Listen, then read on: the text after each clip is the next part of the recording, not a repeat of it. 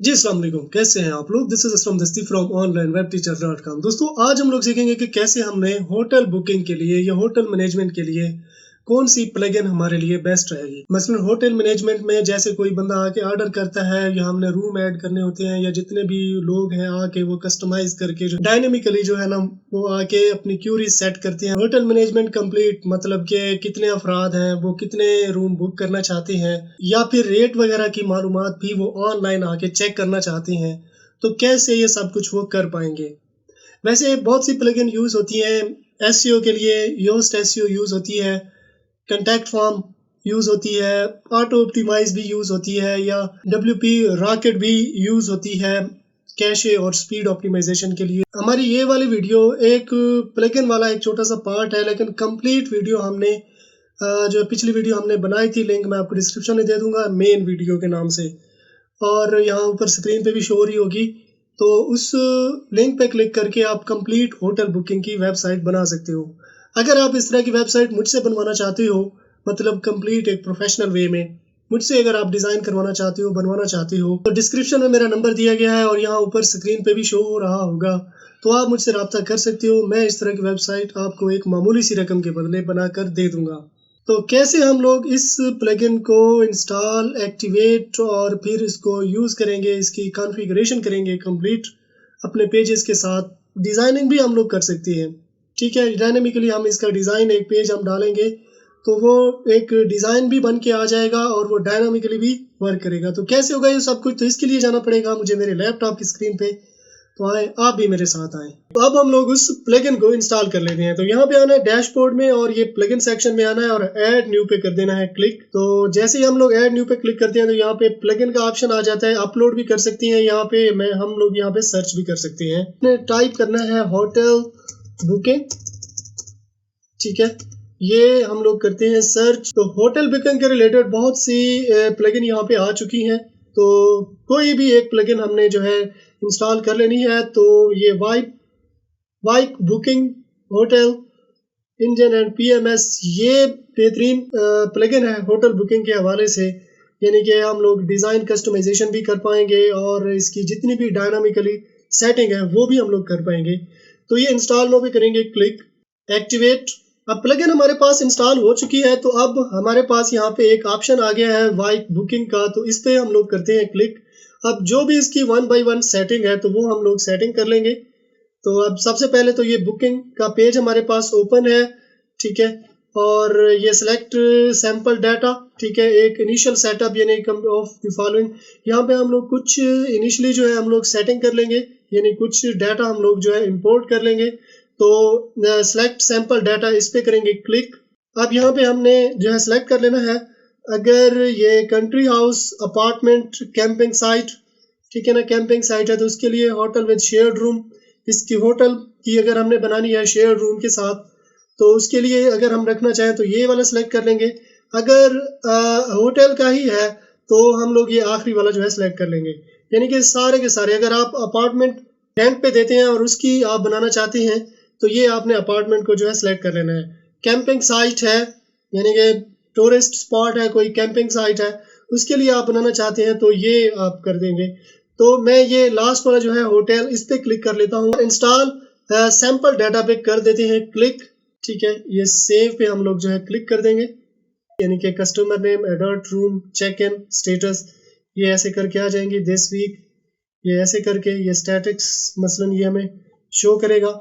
तो अब हम लोगों ने जो है अपने पेजेस ओपन कर लेने हैं।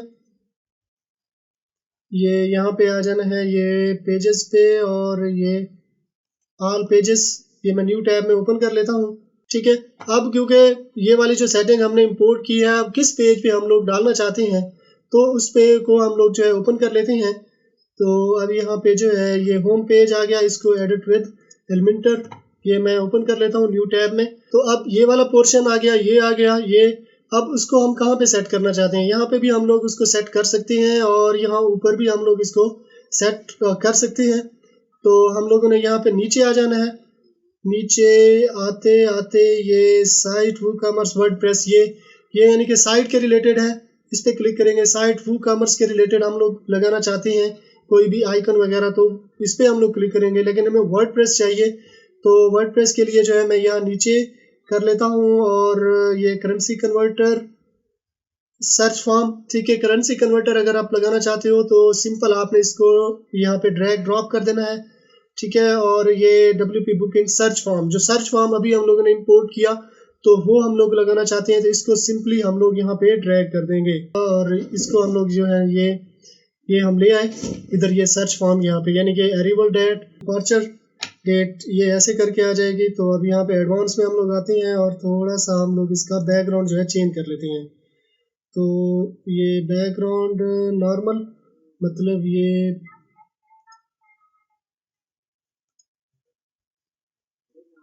ट्रांसपेरेंट नज़र आ रहा है, तो इसको हम लोग जो है कलर लगा देंगे, इसको हम लोग जो है ना वाइट कर देंगे।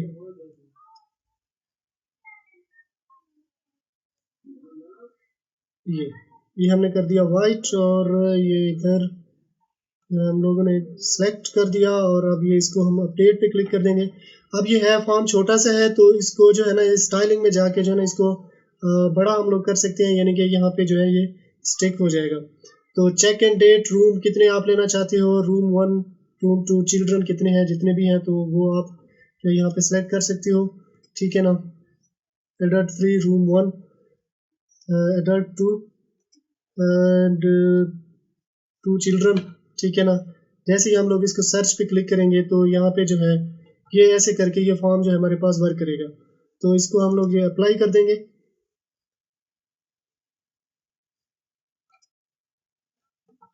ठीक है। ये अभी सेव हो रहा है, वेट कर लेते हैं थोड़ा सा और ये सेव हो चुका है। तो अब हम लोग इसको जाके चेक कर लेते हैं। तो जाके जो है ना ये आके मैं इधर इसको करता हूँ रिफ्रेश, ठीक है।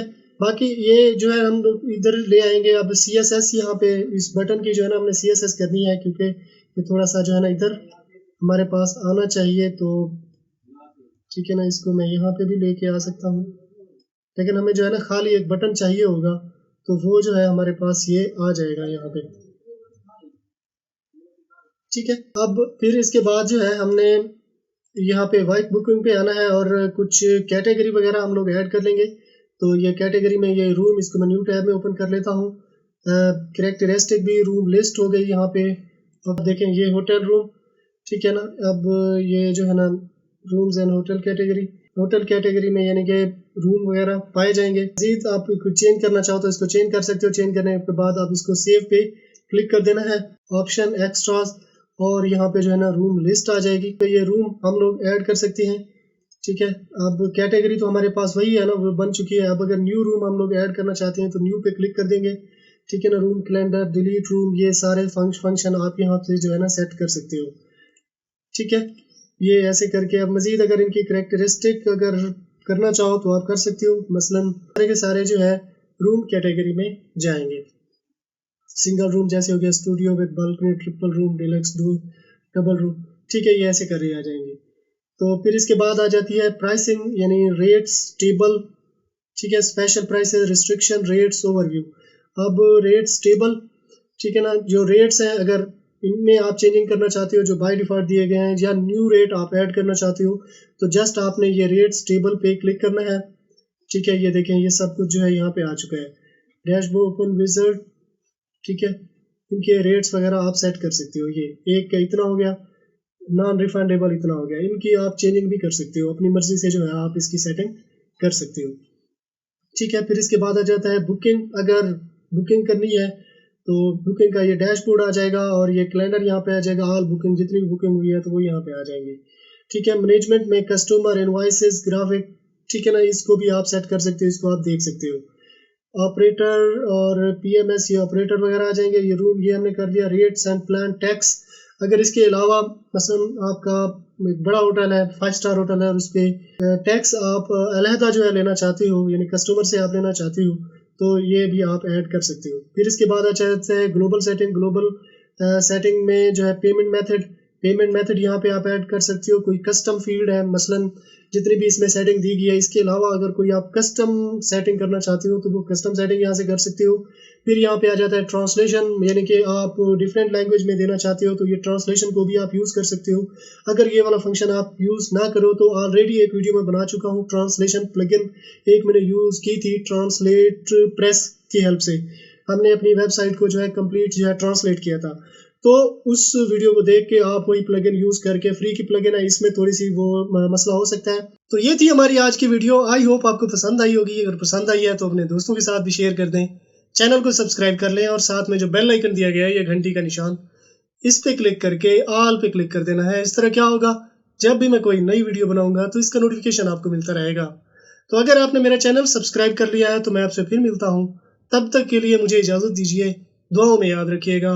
अल्लाह हाफिज़।